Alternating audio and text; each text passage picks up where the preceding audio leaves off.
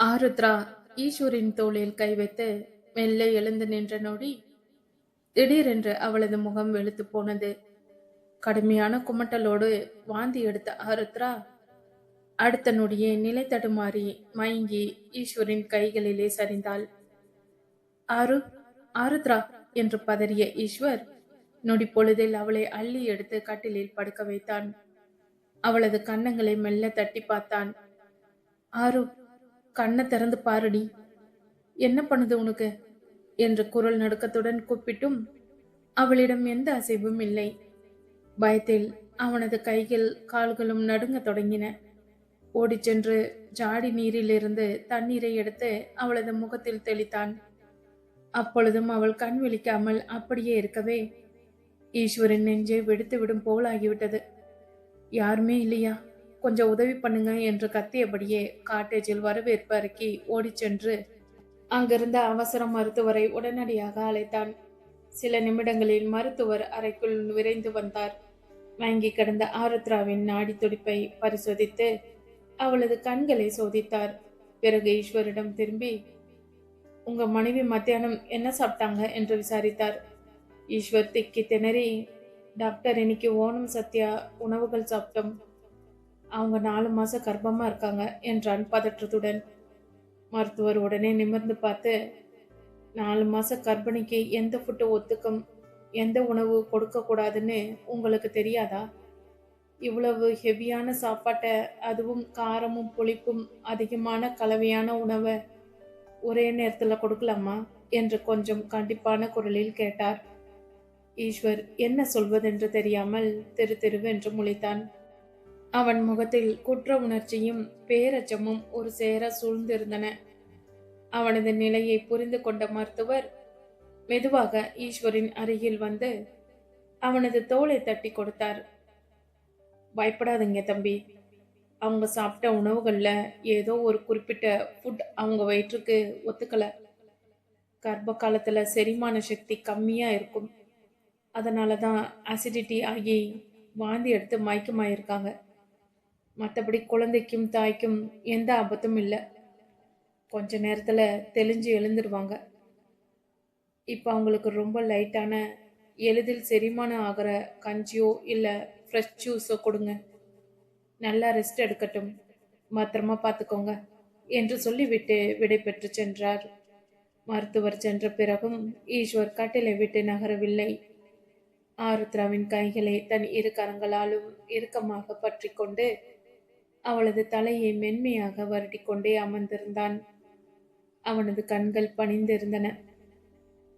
சிறிது நேரம் கழித்து ஆருத்ரா மெல்ல இமைகளை அசைத்து கண் விழித்தாள். எதிரே கவலையோடு தன் முகத்தையே பார்த்து கொண்டிருக்கும் கணவனை கண்டதும் அவளது கைகளை மேலும் இறுக்கினாள். ஈஸ்வர் என்று மெல்லிய குரலில் அழைத்தாள். நடந்தவற்றை ஈஸ்வர் மெதுவான குரலில் எடுத்து சொன்னான். ஆருத்ரா அவனை பார்த்து, ஈஸ்வர், நீங்க ரொம்ப பயந்துட்டீங்களா என்று பரிவோடு கேட்டாள். பயமா? என் உயிரே போயிடுச்சுடி ஆரு. நீ கண்ணை திறக்காம கிடந்த அந்த சில நிமிஷம் நான் செத்தே போயிட்டேன் தெரியுமா என்று உணர்ச்சி பெருக்கில் அவளது நெற்றியில் முத்தமிட்டான் ஈஸ்வர். பிறகு அவளது கூந்தலை மெல்ல கோதிவிட்டபடி, இனிமே நீ சாப்பிட்ற ஒவ்வொரு உணவும் நம்ம குழந்தைக்கும் உனக்கும் ஏத்துக்குமா ஒத்துக்காதான்னு பார்த்து பார்த்து தான் சாப்பிடணும், சரியா? நான் உன்னை அத்தனை பத்திரமா பார்த்துப்பேன் என்று ஆசையோடு கூறினான். ஆருத்ரா தன் கணவனின் மாறாத அன்பையும் கவனிப்பையும் நினைத்து பூரித்து போய் அவனது கரங்களை எடுத்து தன் கன்னத்தில் வைத்து அணைத்து கொண்டாள். வெளி உணவு ஆருத்ராவிற்கு ஒத்துக்கொள்ளாததால் வேறு வழியின்றி கேரளா பயணத்தை நிறுத்திவிட்டு அவர்கள் சென்னைக்கே திரும்ப வேண்டியதாயிற்று. காரில் திரும்பி வரும் வழியிலேயே ஈஸ்வர் அவளது தோளோடு அணைத்து கொண்டு, ஆரு, இப்போதைக்கு இந்த அலைச்சல் வேணாம்டி. நம்ம பாப்பா பிறந்ததுக்கு அப்புறம் உன்னை நான் ஆசை தீர ஒவ்வொரு இடமா கூட்டிட்டு போய் சுத்தி காமிக்கிறேன், சரியா என்று உறுதியளித்தான். ஆருத்ரா சிரித்து கொண்டே அவனது மார்பில் தலை சாய்த்து, எனக்கு எந்த இடமும் வேணாம் ஈஸ்வர், நீங்க என் கூடவே இருந்தாலே அதுதான் எனக்கு பெரிய சொர்க்கம். என்று மனநிறைவோடு சொன்னாள். அவர்கள் வீட்டிற்கு வந்து சேர்ந்த அதே நேரத்தில் லண்டனில் இருந்து ரிஷியும் தாரணியும் வந்து இறங்கினார்கள். வீடே ஒரே நாளில் திருவிழா கோலம் பூண்டது. கற்பகமும் வேதநாயகமும் மகன் மருமகள் மகள் மருமகன் என அனைவரையும் ஒரே நேரத்தில் பார்த்து அளப்பரிய ஆனந்தமடைந்தனர். ஆருத்ராவின் தாய்மையையும் தாரணியின் வருகையையும் கொண்டாடும் விதமாக கற்பகம் சமையலறையில் புகுந்து வகை வகையான உணவுகளோடு தடபுடலாக விருந்து உபசாரம் செய்தார். சாப்பிட்டு முடித்ததும் வீட்டில் கலகலப்பான செல்ல சண்டைகளும் சீண்டல்களும் தொடங்கின.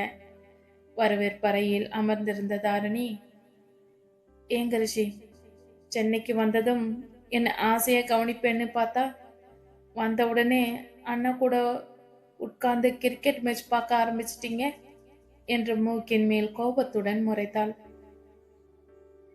ரிஷி சிரித்து கொண்டே, அடிப்பாவி தாரணி, லண்டன்ல இருக்கும்போது அண்ணனை பார்க்கணும் அண்ணிய பார்க்கணும்னு அடம்பிடிச்ச. இப்போ சென்னைக்கு வந்த அப்புறம் என்னையே கட்டிக்கிட்டு அழுவுறியடி என்று கிண்டல் அடித்தான். ஐயோடா, இவர் பெரிய மன்மதன், நான் இவருக்காக தான் அழுவுறேனாம் என்று தாரணி கண் உருட்ட ஈஸ்வர் உறக்க சிரித்தான். டே ரிஷி, லண்டன்ல இவளை எப்படிடா சமாளிச்ச? இங்க வந்து ஒரே நாள்ல என்னை வச்சு செய்றாடா என்று ஈஸ்வர் சிரிக்க, ஆருத்ரா உடனே ஈஸ்வரின் இடுப்பில் லேசாக கிள்ளி, ஏங்க, என் நாத்தனாரை பத்தி ஏதாச்சும் சொன்னீங்க, அப்புறம் உங்களுக்கு நைட்டு சாப்பாடு கிடையாது பார்த்துக்கோங்க என்று மிரட்டினாள். அடி ஆத்தா, பொண்டாட்டி ஒரு பக்கம் தங்க ஒரு பக்கம், நான் எங்க போய் முட்டிக்கிறது என்று ஈஸ்வர் போலி பயத்தோடு தலையில் கை வைக்க அங்கிருந்த அனைவரும் கலகலவென்று சிரித்தனர். தாரணியின் வருகைக்கு பிறகு அந்த வீட்டில் மீண்டும் பழைய கலகலப்பும் பேரானந்தமும் அப்படியே திரும்பியது. தாரணியும் ஆருத்ராவும் அண்ணி நாத்தனார் என்பதை தாண்டி நல்ல தோழிகளாக ஒருவரை ஒருவர் கிண்டலடித்து சிரிப்பதையும், ரிஷி ஈஸ்வரும் மாமன் மச்சன் குறும்புகளுடன் பேசி மகிழ்வதையும் பார்த்து பெற்றோர்களான கற்பகத்திற்கும் வேதநாயகத்திற்கும் மனசெல்லாம் பூரித்து போனது. அப்பொழுது கற்பகம் லேசான ஏக்கத்துடன், வீடே எவ்வளோ சந்தோஷமா இருக்கு பாருங்களேன், நம்ம சந்திரவும் மட்டும் இங்க இருந்திருந்தா இந்த சந்தோஷம் முழுமையா இருந்திருக்குமே என்று பெருமூச்சு விட்டார். உடனே ஈஸ்வர் கற்பகத்தின் தோளை தட்டி, அவன் படிப்பை நல்லபடியா முடிச்சுட்டு இன்னும் 2 வருஷத்துல நிரந்தரமா சென்னைக்கே வந்துட போறான், நீங்க கவலைப்படாம இருங்க என்று தேற்றினான். சொல்லிவிட்டு ஈஸ்வர் உடனே தன் மொபைலை எடுத்து சந்துருவிற்கு ஒரு மெசேஜ் தட்டினான். டே சந்துரு, ஃப்ரீயா இருந்தா உடனே வீடியோ கால் பண்ணுடா, தாரணியும் ரிஷியும் லண்டன்ல இருந்து வீட்டுக்கு வந்திருக்காங்க, எல்லோரும் ஒன்னா உட்கார்ந்துருக்கோம். மெசேஜ் அனுப்பி அடுத்த 5வது நிமிடத்திலேயே சந்துருவிடமிருந்து வீடியோ கால் வந்தது. ஈஸ்வர் காலை அட்டன் செய்து போனை மேசையின் நடுவில் சாட்சி வைக்க திரையில் சந்துருவின் புன்னகை முகம் பளிச்சிட்டது. Hi everybody. என்னடா தாரணி, என்னை விட்டுட்டு எல்லோரும் அங்கே ஒரே கொண்டாட்டமா இருக்கீங்க போல என்று குறும்போடு பேசத் தொடங்கினான் சந்துரு.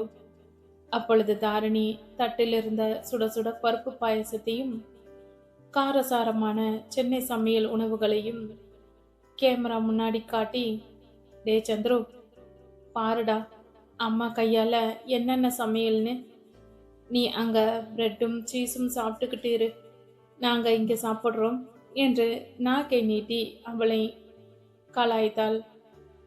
அதே போனில் பார்த்த சந்துருவிற்கு ஒரே இறுக்கமாகிவிட்டது. ஐயோ, என் வீட்டு சாப்பாடு, அம்மா கை சமையல் வாசனை இங்க வருதேப்பா, நான் இங்க சமைக்க சோம்பேறித்தனப்பட்டு தினமும் கண்டதையும் சாப்பிட்டு இருக்கேன் என்று ஏக்கமாக முகத்தை வைத்து கொண்டான். அவன் சொன்னதை கேட்டதும் கற்பகத்தின் தாய்மை உள்ளம் தாங்கவில்லை. கண்கள் லேசாக கலங்க, ஐயோ என் செல்லம், அங்க கஷ்டப்பட்டு சாப்பிட்டுட்டு இருக்கியாடா, இன்னும் 2 வருஷம் தானேடா சந்துரு, படிப்பு முடிஞ்சது ஓடி வந்துடு, நீ வந்ததுக்கு அப்புறம் உனக்கு பிடிச்ச அத்தனை சாப்பாடையும் தினமும் நான் என் கையால பார்த்து பார்த்து செஞ்சு போடுறேன்டா தங்கம் என்று போன் திரையிலேயே தன் மகனின் கன்னத்தை தொடுவதைப் போல செல்லம் கொஞ்சினார். வேதநாயகம் சிரித்து கொண்டே, டே சந்துரு, அம்மா அழ ஆரம்பிச்சிட்டா. ஒழுங்கா நேரத்துக்கு சாப்பிடுறேன்னு சொல்லி அவளை சமாதானப்படுத்தடா என்றார். அம்மா, நான் சும்மா விளையாட்டுக்கு சொன்னேன். நீங்க கவலைப்படாதீங்க. நானே நல்லா சமைக்க கத்துக்கிட்டேன் என்று சந்துரு சிரிக்க, ரிஷி உடனே குறுக்கிட்டு, டே சந்துரு, நீ சமைக்கிற லட்சணம் எனக்கு தெரியாதா? போன வாரம் தானடா பருப்பை வேக வைக்காம குழம்பு வச்சேன்னு சொன்னேன் என்று போட்டு கொடுக்க, அங்கிருந்த அனைவரும் கலகலவென்று சிரிக்கத் தொடங்கினர். கடல் கடந்து இருந்தாலும் அந்த வீடியோ கால் வழியே சந்துருவின் சிரிப்பும் குடும்பத்தின் அன்பும் ஒன்றிணைந்து அந்த இரவை மேலும் மறக்க முடியாத அழகிய தருணமாக மாற்றியது. இரவு உணவு முடிந்து அனைவரும் வரவேற்பறையில் அமர்ந்திருக்க, குடும்பத்தினரின் பேச்சும் சிரிப்பும் ஓய்ந்த பாடில்லை. பின்ன என்னங்க, அண்ணி சொல்றதுல என்ன தப்பு இருக்கு என்று தாரணி உடனே ஆருத்ராவிற்கு ஆதரவாக குரல் கொடுத்தாள். 4 மாசம் கர்ப்பமா இருக்காங்க. இந்த நேரத்துல போனை பார்த்துக்கிட்டு இருந்தா அன்னைக்கு கோபம் வராம என்ன பண்ணும்? ரிஷி தன் மனைவியை பார்த்து சிரித்து கொண்டே, தாரணி மேடம், நீங்க அன்னைக்கு சப்போர்ட் பண்றதை நிறுத்துங்க. லண்டன்ல நாம இருந்தப்போ நான் போனை எடுத்தா நீங்க என்ன பண்ணுவீங்கன்னு நான் சொல்லவா என்று வம்புக்கு இழுத்தான். ஏ ரிஷி, நீங்க பழைய கதையெல்லாம் தோண்டக்கூடாது, சொல்லிட்டேன். இப்ப விஷயம் அண்ணனும் அண்ணியும் தான் என்ற தாரணி உடனே பேச்சை மாற்றினாள். ஆருத்ரா சிரித்துக்கொண்டே, பாத்தீங்களா ஈஸ்வர், தாரணி தான் எனக்கு கரெக்டான ஜோடி. நீங்க 2 பேரும் சேர்ந்து எங்களை ரொம்ப தான் கலாய்க்கிறீங்க என்றாள். ஐயோ அம்மா, நான் அமைதியா தானே இருக்கேன் ஆரு. இந்த ரிஷி தான் நடுவுல புகுந்து குழப்பம் பண்றான் என்று ஈஸ்வர் கையை உயர்த்தினான். கற்பகம் சிரித்துக்கொண்டே, சரி சரி, 2 பேரும் பொண்டாட்டிக்கிட்ட அடி வாங்காம அமைதியா இருங்கடா. வேதநாயகம், பாத்தீங்களா நம்ம பசங்க பண்ற அலப்பறையே என்றார். வேதநாயகம் காப்பியை பருகியபடியே, விடுமா கற்பகம், வீடே இப்படி சலசலன்னு இருந்தாதான் பாக்குறதுக்கு லட்சணமா இருக்கு என்று புன்னகைத்தார். அண்ணா, நாளைக்கு நாம எல்லாரும் சேர்ந்து வெளியே ஒரு டின்னர் போலாமா? Super plan. ஆனா அன்னைக்கு ஒத்துக்கிற மாதிரி நல்ல உணவகமா பார்த்து போகணும் என்று ஈஸ்வர் ஆருத்ராவை அன்போடு பார்த்தான். ஆருத்ரா தன் கணவனின் கையை பற்றி, நீங்க எல்லோரும் கூட இருந்தாலே போதும் ஈஸ்வர், எனக்கு அதுவே பெரிய சந்தோஷம்தான் என்று நெகிழ்வோடு கூறினாள். அடடா, ஆரம்பிச்சுட்டாங்கப்பா ரொமான்ஸ என்று தாரணியும் ரிஷியும் சேர்ந்து கிண்டல் அடிக்க, அந்த அறையை மீண்டும் கலகலப்பான சிரிப்பொலியில் மூழ்கியது. பிறகு தாரணியும் ரிஷியும் தங்களின் அறைக்கு வந்தனர். லண்டனின் குளிருக்கு பழகிய உடம்பிற்கு சென்னையின் மிதமான தட்பவெப்பமும் சொந்த வீட்டின் உணர்வும் ஒரு தனி நிம்மதியை தந்தன. அறையின் விளக்குகளை மெல்லிய வெளிச்சத்திற்கு மாற்றிவிட்டு குளித்து முடித்து வந்த தாரணியை பார்த்ததும் ரிஷியின் கண்கள் அப்படியே நிலைத்து நின்று அடைந்தது. லண்டனில் எப்பொழுதும் சுடிதாரும் நவீன ஆடைகளுமாக வலம் வந்தவள் இன்று சென்னையில் தன் தாய் வீட்டில் ஒரு மெல்லிய மாம்பழ மஞ்சள் நிற இளம் பட்டு சேலையை உடுத்திருந்தாள். கூந்தலை தளர முடித்து அதில் சுட சுட சூடிய மல்லிகை பூவின் வாசம் அறை முழுவதும் கவிழ்ந்தது. இடுப்பில் சேலை முந்தானியை லேசாக சொருகியபடி வந்த அவளது தோற்றம் நிலவை நேரில் இறங்கி வந்ததை போல காட்சியளித்தது. அவளது அழகை கணவன் என்ற ஆணவத்தோடும் ஆறாத ஆசையோடும் ரசித்துக் கொண்டிருந்தான் ரிஷி. கட்டிலில் சாய்ந்து அமர்ந்திருந்தவன் மெல்ல எழுந்து அவள் அருகே வந்தான். அவளது இடுப்பை வளைத்து பிடித்து தன் பக்கம் இழுத்தபடி, ஏ தாரணி, லண்டன்ல பார்த்ததை விட இங்க இந்த சேலையில உன்னை பார்க்கும்போது செம்மையா இருக்கடி. உன்னை பார்க்கும்போதே மனசுக்குள்ள ஒரே மூட ஏறுது. இங்க வாடி என்று கூறும்பும் காதலும் கொப்பளிக்கும் குரலில் சொன்னான். தாரணி வெக்கத்துடன் சிரித்து கொண்டு அவனது மார்பில் லேசாக தட்டி, உங்க குறும்பு ஆரம்பிச்சிச்சா? கீழே எல்லாரும் இருக்காங்க, கொஞ்சம் மெதுவா பேசுங்க என்றாள். இருந்தா என்னடி என்ற ரிஷி அவளது வார்த்தைகளை மீறி அவளை மென்மையாக தழுவி அவளது சிவந்த இதழ்களில் தாகத்தோடு தன் முத்தத்தை பதித்தான். அவனது அணைப்பில் கதகதப்பில் தாரணியும் மெல்ல தன்னை மறந்தாள். ரிஷி, உண்மையாவே நான் இந்த சேலையில அழகா இருக்கேனா என்று அவளது காதோறும் குனிந்து கிசுகிசுக்க, அழகா தேவதை மாதிரி இருக்கடி என் பொண்டாட்டி. இந்த மல்லிகைப்பூ வாசமும் உடம்போட மென்மையும் என்ன என்னவோ பண்ணுதடி என்று சொன்னவன் அவளது சேலை முந்தானியை மெல்ல விலக்கி அவளது தோள்களிலும் கழுத்து வளைவிலும் தன் காதலின் தீண்டல்களை ஆழமாக பதித்தான். தாரணியின் இதழ்களிலிருந்து விடுபட்ட ரிஷி அவளது விழிகளை ஊடுருவி பார்த்தான். மெல்லிய பொன்னிற வெளிச்சத்தில் அவளது கண்கள் காதலிலும் வெட்கத்திலும் மிளர்ந்தன. ரிஷி, லண்டன்ல இருந்தப்போ ஆபீஸ் எதையோ யோசிச்சுட்டே இருப்பீங்க.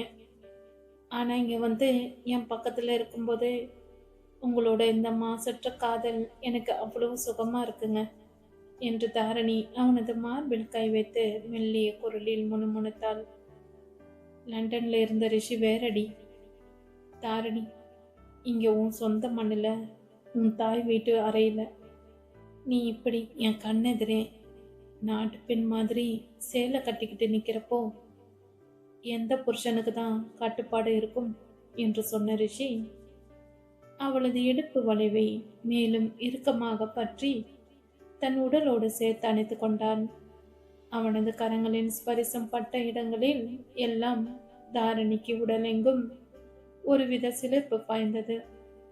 ரிஷி மெதுவாக தன் விரல்களால் அவளது கூந்தலில் உறைந்திருந்த மல்லிகை பூக்களை வருடினான்.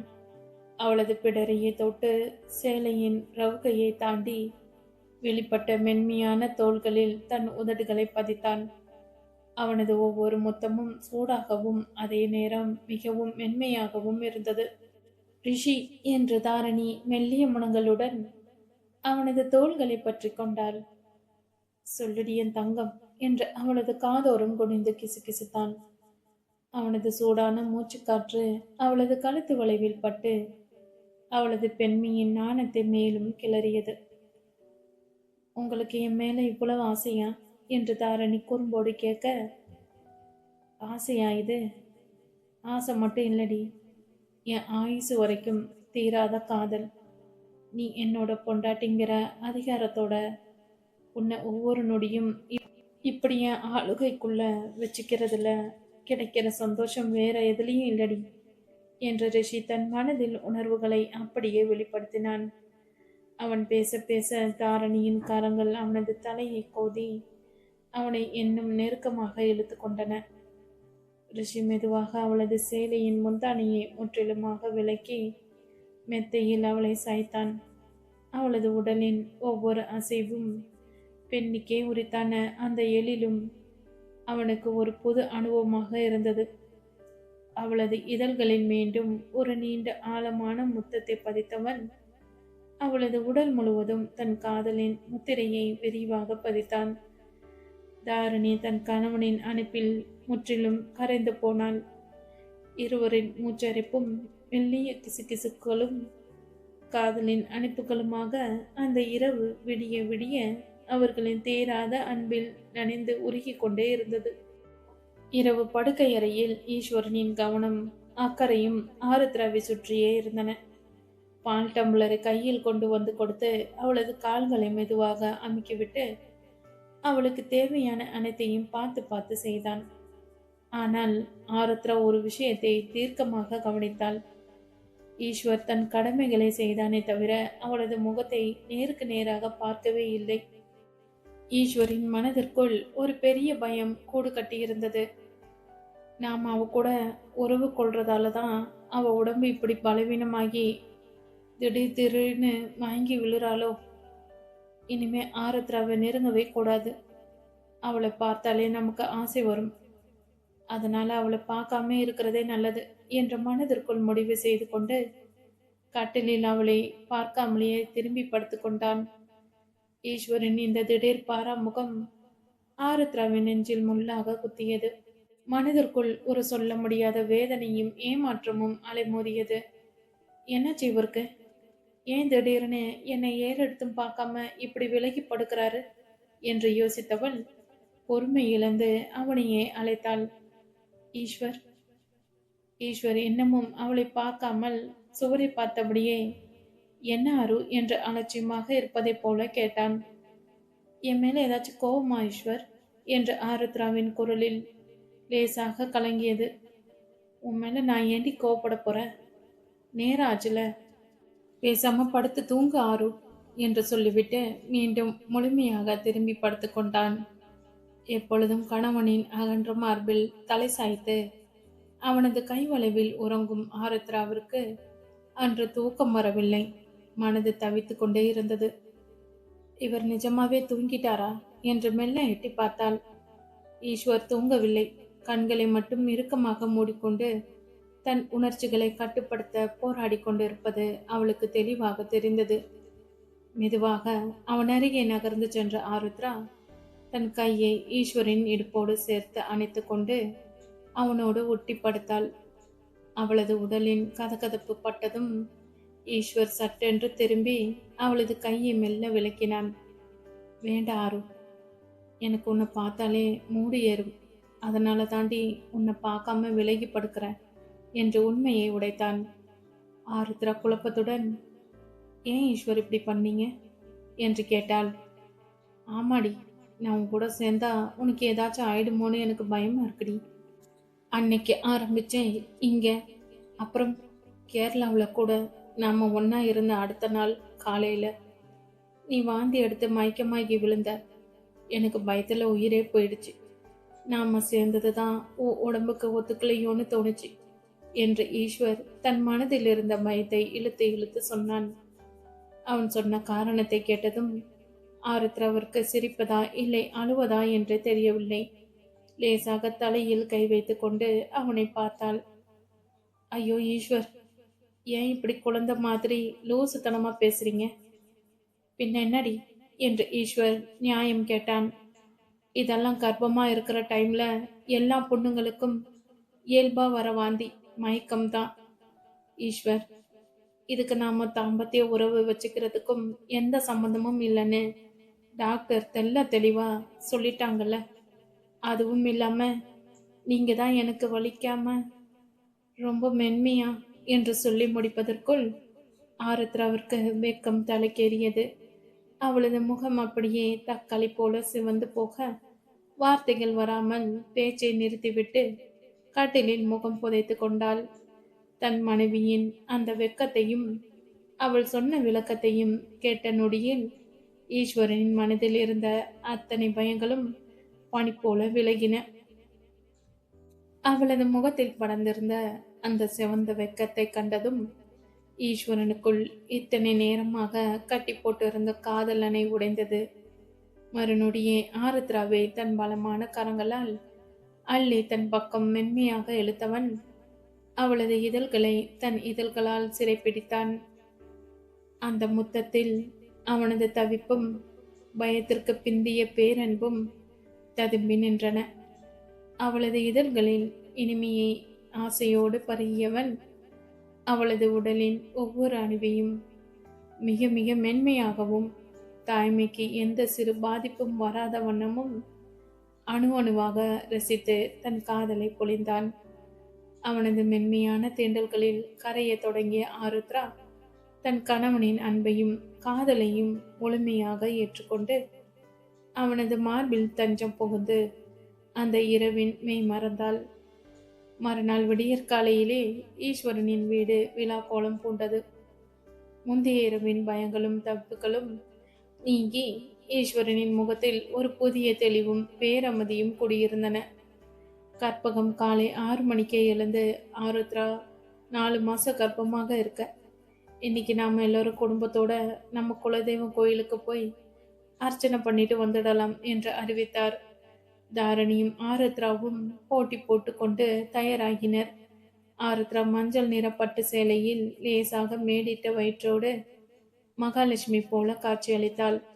ஈஸ்வர் பட்டு வேட்டி சட்டையில் கம்பீரமாக வந்து நிற்க, ரிஷியும் தாரணியும் கூட பாரம்பரிய உடைகளில் பளிச்சிட்டனர். அனைவரும் ஒன்றாக பெரிய காரில் ஏறி சென்னைக்கு அருகில் உள்ள பிரசித்தி பெற்ற அம்மன் கோயிலை நோக்கி புறப்பட்டனர். கோவிலை அடைந்ததும் ஈஸ்வர் மிக கவனமாக ஆருத்ராவின் கையை கூட்ட நெரிசலில் அவளுக்கு எந்த அசௌகரியமும் ஏற்பட்டுவிடக் கூடாது என்பதில் கண்ணும் கருத்துமாயிருந்தான். ஆரு, மெதுவா நடடி, படிகள்ல பார்த்து ஏறு என்ற ஒவ்வொரு அடியையும் பார்த்து பார்த்து அவளை அழைத்துச் சென்றான். ஆருத்ரா புன்னகையோடு, ஈஸ்வர், நான் நல்லா தான் இருக்கேன், நீங்க ரொம்ப பயப்படாதீங்க என்று அவனது கரங்களை அழுத்தி கூறினாள். கோவில் கருவறையின் முன் அனைவரும் ஒன்று கூடி நின்றனர். அர்ச்சகர் கற்பகம் கொடுத்த பூக்கள் பழங்கள் அர்ச்சனை தட்ட வாங்கி கொண்டு குடும்பத்தினர் அனைவரின் பெயர்களுக்கும் அர்ச்சனை செய்தார். ஆருத்ராவின் பெயரையும் அவளது வயிற்றில் வளரும் பிஞ்சு குழந்தையின் நலனுக்காகவும் பிரத்யேகமாக அர்ச்சனை செய்யப்பட்டது. தீபாராதனை காட்டிய போது அனைவரும் கண்களை மூடி இறைவனை வேண்டிக் கொண்டனர். ஈஸ்வர் தன் மனைவியின் கையை பற்றியபடி, என் ஆருத்ராவுக்கு பிறக்க போற என் குழந்தையும் எப்பொழுதும் சந்தோஷமாகவும் ஆரோக்கியமாகவும் இருக்கணும் இறைவா என்று மனமுருகி பிரார்த்தித்தான். பூஜை முடிந்து அர்ச்சகர் குங்கும பிரசாதத்தை துளசியையும் ஆருத்ராவின் கையில் கொடுத்து, தீர்க்க சுமங்கலியா, சுபட்சமா இருமா, பிறக்க போற குழந்தை 100 ஆயுசோட நல்லபடியா பிறக்கும் என்று ஆசிர்வதித்தார். கோவில் பிரகாரத்தில் அமர்ந்து சிறிது நேரம் அமைதியை ரசித்தனர். தென்றல் காற்றும் சாம்பிராணி நறுமணமும் மணியோசையும் அனைவரின் மனதையும் லேசாக மாற்றின.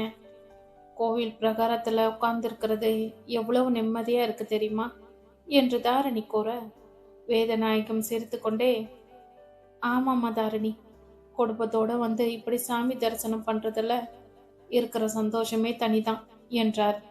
சிறிது நேரம் கழித்து எல்லோரும் பிரசாதங்களை சாப்பிட்டு விட்டு மன நிறைவோடு காரில் ஏறி வீட்டிற்கு திரும்பினர். வீட்டு வாசலில் காலடி எடுத்து வைத்த போது கற்பகம் திஷ்டி சுற்றி போட்டு அவர்களை உள்ளே அழைத்து சென்றார். ஈஸ்வரனின் கைகளை பற்றியபடியே உள்ளே நுழைந்த ஆருத்ராவிற்கு நெஞ்சம் பொறித்து போனது. லண்டனிலிருந்து வந்ததிலிருந்தே தாரணியின் முகத்தில் ஏதோ ஒரு மெல்லிய சோகம் உறைந்திருப்பதை ஆருத்ரா கவனித்துக் கொண்டுதான் இருந்தாள். எல்லோரோடும் சிரித்து பேசினாலும் அவளது பார்வையில் ஏதோ ஒரு மனபாரம் தங்கியிருந்தது. அன்று மதியம் ரிஷியும் ஈஸ்வரனும் வெளியே சென்று இருந்த வேளையில் ஆருத்ரா தாரணியை தனியாக தன் அறைக்கு அழைத்தாள். தாரணி, இங்க வாமா, வந்து உட்காரு என்று கட்டிலில் தட்டி அழைத்தாள். தாரணி வந்து அமர்ந்ததும் அவளது கரங்களை அன்போடு பற்றி கொண்டு, என்னாச்சு தாரணி, சென்னைக்கு வந்ததுல இருந்து உன்னை பார்க்குற, மனசுக்குள்ள ஏதோ ஒரு சுமையை வச்சுக்கிட்டு தவிக்கிற மாதிரி இருக்கு. உன் குடும்ப வாழ்க்கை எப்படி போகுது? ரிஷி உன்னை நல்லா பார்த்துக்கிறாரா என்று ஆருத்ரா மென்மையான குரலில் வினவினான். ஆருத்ராவின் அந்த தாயை போன்ற விசாரிப்பை கேட்டதும் தாரணியின் முகம் சட்டென்று மலர்ந்தது. ஐயோ அண்ணி, ரிஷியை பத்தி சொல்லவே வேணாம், என்ன அவ்வளவு அன்பா கேரிங்கா பார்த்துக்கிறார் அண்ணி. நான் வாயை திறந்து கேட்கறதுக்கு முன்னாடியே எனக்கு என்ன வேணும்னு பார்த்து பார்த்து வாங்கி தருவார். லண்டன்ல குளிருக்கு எனக்கு உடம்பு முடியாம போனா கூட அவரை சமைச்சு எனக்கு ஊட்டி விடுவார் என்று தன் கணவனின் அரவணைப்பை ஒவ்வொன்றாக பூரிப்போடு சொல்லிக்கொண்டே போனாள் தாரணி. தொடர்ந்து, அப்புறம் உங்களை பத்தியும் அடிக்கடி பேசுவார் அண்ணி. ஆருத்ரா எனக்கு கூட பிறக்காத தங்கை மாதிரி, அவ வாழ்க்கை எப்பொழுதும் சந்தோஷமா இருக்கணும்னு ரொம்ப அக்கறையா சொல்லுவார் என்றாள். ஆருத்ரா புன்னகைத்தாள். ரிஷி அவளுக்கு சிறு வயதிலிருந்தே தெரியும். அவனது தங்கமான மனசும் அன்பான குணமும் அவளுக்கு தெரியும். சரி, ரிஷி இவ்வளோ தங்கமா பார்த்துக்கும் போது உன் முகத்துல ஏதோ ஒரு சோகம் இருக்கே, அது என்னன்னு சொல்லு என்று ஆருத்ரா ஆழமாக வினவினாள். அப்பொழுதுதான் தாரணியின் முகம் மீண்டும் லேசாக வாடியது. அவள் தயங்கி தயங்கி ஜெனிஃபரை பற்றி விவரிக்க தொடங்கினாள். அது வந்து நீ, லண்டன்ல ஜெனிஃபர்னு ஒரு பொண்ணு இருக்கா. அவ ரிஷியோட ஆஃபீஸ் கொலிக். ரிஷி அவ கூட ரொம்ப க்ளோஸா பேசுறார், வெளியே போறார், அவளும் அடிக்கடி ஃபோன் பண்ணி பேசுறா. எனக்கு இதை பார்க்கும்போது மனசுக்குள்ள ஒரு மாதிரி பயமும் வருது அண்ணி என்று தன் மனதில் இருந்த கசப்பை அள்ளி கொட்டினாள். தாரணி சொல்லி முடித்ததும் ஆருத்ரா லேசாக புன்னகைத்தாள். தாரணியின் கையை இறுக்கமாக பிடித்துக்கொண்டு ஒரு தாயாகவும் நல்ல தோழியாகவும் அவளுக்கு புரிய வைக்க தொடங்கினாள். தாரணிமா, நீ தப்பா நினைச்சுக்காத. ஜெனிஃபர் தவறான பொண்ணு கிடையாதுடா. ரிஷியும் நானும் சின்ன வயசுல இருந்து எப்படி ஒரு நல்ல ஃப்ரெண்ட்ஸோ பழகினோமோ அதே மாதிரி தான் ஜெனிஃபரும் ரிஷிக்கு ஒரு நல்ல தோழி, அவ்வளவுதான். அண்ணி, ஆனா என்ற தாரணி தயங்க ஆருத்ரா குறுக்கிட்டு, கேளு தாரணி, லண்டன் போன்ற இடங்கள்ல ஆணும் பெண்ணும் இயல்பா ஆரோக்கியமான நட்போட பழகுறது ரொம்ப சாதாரண விஷயம். நீ ரிஷியோட பொண்டாட்டி. அவன் உன்னை எந்த அளவு உருகி உருகி காதலிக்கிறான்னு நீ ஏன் இப்பதானே சொன்ன. அவனோட அன்பையும் நேர்மையும் நீ முதல்ல முழுசா நம்பணும். நீ ஜெனிஃபரை பார்க்குற கண்ணோட்டத்தை முதல்ல மாத்து தாரணி. அவளை ஒரு சந்தேக பொருளா பார்க்காம உன் கணவனோட ஒரு நல்ல ஃப்ரெண்டா பாரு. 4 நிமிஷம் அவகிட்ட நீ இயல்பா பேசி பார்த்தா உன் மனசுல இருக்கிற தேவையில்லாத கசப்பும் பயமும் அப்படியே பஞ்சா பறந்துடும். ஒரு பொண்டாட்டியா நீ ரிஷிக்கு கொடுக்க வேண்டிய முதலாவது விஷயம் நம்பிக்கை. அந்த நம்பிக்கையை நீ முழுசா கொடுக்கும்போது எந்த ஜெனிஃபராலும் உங்க அழகான வாழ்க்கைக்குள்ள வர முடியாது என்று ஆருத்ரா அன்பான டிப்ஸுகளையும் அறிவுரைகளையும் அள்ளி வழங்கினாள். ஆருத்ரா சொன்ன தெளிவான வார்த்தைகள் தாரணியின் மனதில் இருந்த சந்தேக மேகங்களை முற்றிலும் விளக்கின. தன் அண்ணியின் பேச்சை கேட்டு தாரணி தெளிவடைந்து ஆருத்ராவை கட்டி அணைத்து தன் நன்றியை தெரிவித்தாள்.